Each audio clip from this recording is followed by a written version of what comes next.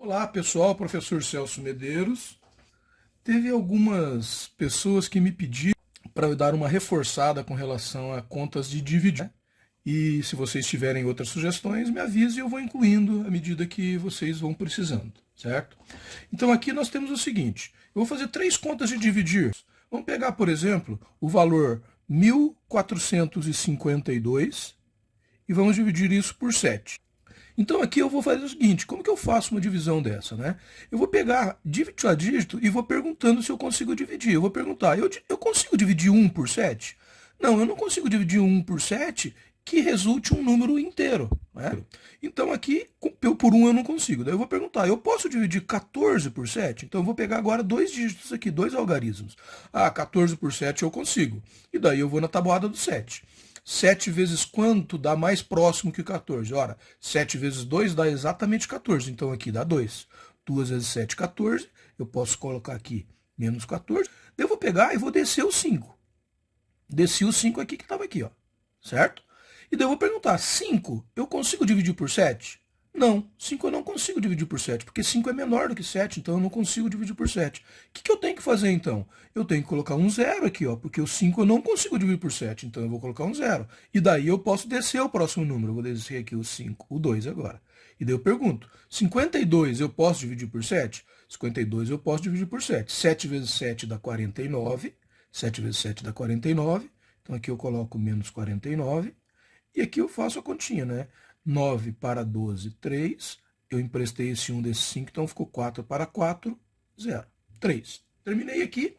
Só que, veja, sobrou um resto aqui. Então eu posso continuar essa divisão, só que daí essa continuação, ela vai me dar os números decimais desse resultado, né? Eu vou pegar um zero fictício aqui, que não existe aqui no meu número, e vou emprestar ele para continuar dividindo. Então eu vou pegar esse zero aqui, ó, vou colocar aqui. Quando eu faço esse empréstimo, o que eu tenho que fazer aqui? Eu tenho que colocar uma vírgula. Simples assim. Então, quando eu fiz esse empréstimo, eu coloquei uma vírgula. Na hora que eu coloquei uma vírgula aqui, eu vou perguntar agora, 30 dá para dividir por 7? 30 dá para dividir por 7. Se eu pegar, por exemplo, 7 vezes 4 dá 28. Então, 7 vezes 4 dá 28. Eu venho aqui, ponho 28 e restou 2. Eu posso continuar a minha conta ainda? Posso, basta eu emprestar mais um zero que não existe aqui, ó. Emprestei mais um zero aqui e vou continuando. Posso continuar até quantas casas decimais eu quiser. Então aqui, 20 dividido por 7 dá 2, porque 2 vezes 7 vai dar 14, né? Então aqui menos 14. Isso aqui daria 6. Poderia continuar? Poderia. Abaixaria o zero aqui e fazia a pergunta novamente.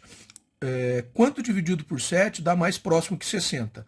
Ora, 9 vezes 7 dá 63, então seria 8 vezes 7. 8 vezes 7 dá 56. 56. E sobra 4. Bom, vocês reparam que eu posso ter essa conta aqui que não termina mais, né? Então uma hora eu tenho que parar. Eu vou parar na precisão que eu quiser. Então, por exemplo, se eu quero uma precisão com 3 casas decimais, o ideal seria eu chegar até o quarto dígito para fazer o arredondamento. Nesse caso aqui, eu tenho os 3 dígitos e eu sei que tem mais coisas para cá. Então o que eu faço? Eu vou deixar na precisão de 2 casas para eu poder arredondar. Então aqui, ó, se esse número que está aqui na terceira casa é 5 ou mais, eu arredondo esse número aqui para cima. Então, 207,42, arredondando para 2 casas decimais, ficaria 207,43. Beleza. Vamos fazer uma outra continha aqui. Se eu tivesse, por exemplo, 21 divididos por 26. Então vamos lá. 21 divididos por 26. Eu vou perguntar, 2 dá para dividir por 26? 21 dá para dividir por 26? 21 não dá para dividir por 26. Então eu vou ter que emprestar. Eu vou emprestar um zero aqui, que é fictício. Quando eu empresto um zero fictício, o que eu faço mesmo? Eu coloco uma vírgula aqui. Professor, mas não tem nenhum número que começa com vírgula. Exatamente. Então, nesse caso, eu coloco 0, certo? Por quê?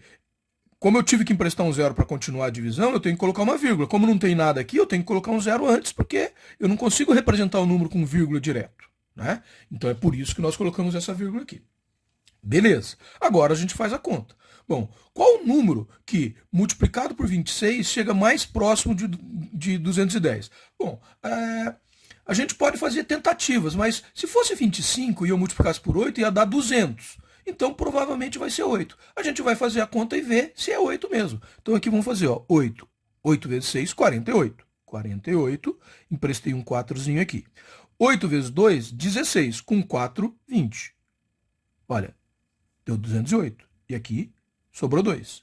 Eu posso continuar essa conta? Posso. Se eu pegar um zero, mais um zero emprestado aqui, ó, ele vai vir para cá.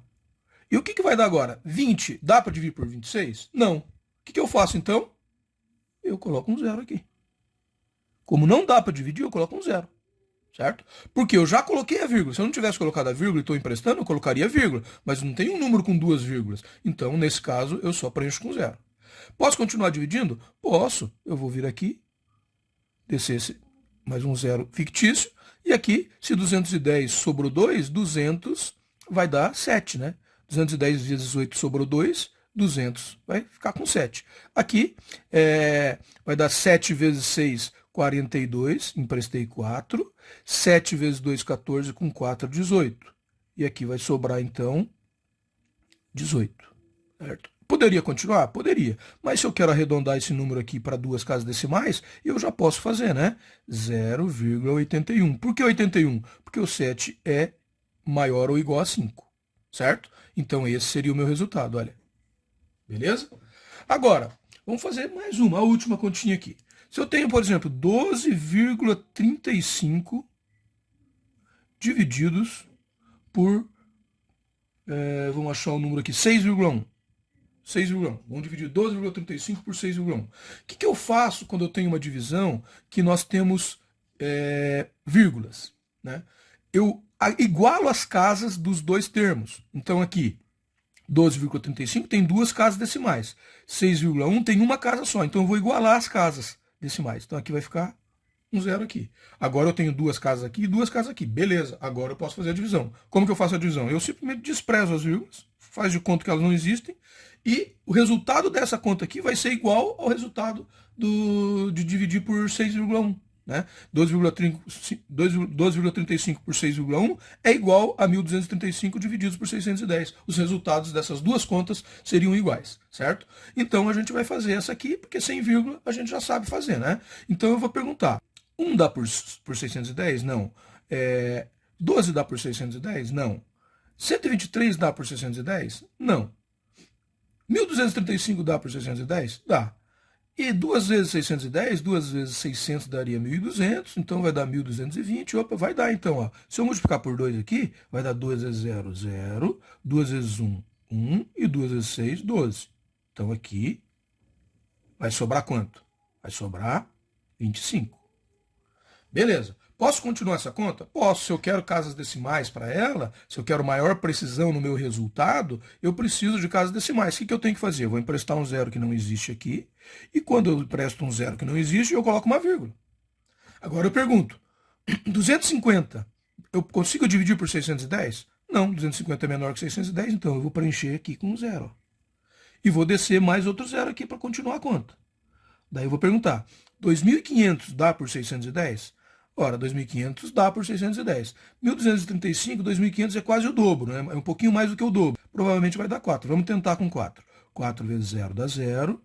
4 vezes 1 dá 4. E 4 vezes 6 dá 24. Certo? Beleza. Então, aqui vai sobrar quanto? Vai sobrar 0. Vou emprestar 1 aqui. Esse 5 vai ficar 4, né? Emprestei, daí ficou 6, 0 e 0. Então, sobrou 60. Ah, professor, eu poderia parar agora? Poderia. Se a precisão que eu quero é de uma casa decimais, eu poderia. E qual seria a precisão aqui? Ora, se esse 4 aqui é menor do que 5, eu poderia simplesmente arredondar desprezando esse 4. Então, o resultado ficaria igual aproximadamente 2. Aqui também, né, seria igual aproximadamente, e aqui também igual aproximadamente. Por quê? Como a gente terminou a conta com o resto, olha, a gente terminou a conta com o resto, então o resultado não é exato. Então a gente costuma colocar esse sinal de tio em cima do igual para dizer que é igual aproximadamente. Espero que tenham gostado, pessoal. Até uma próxima.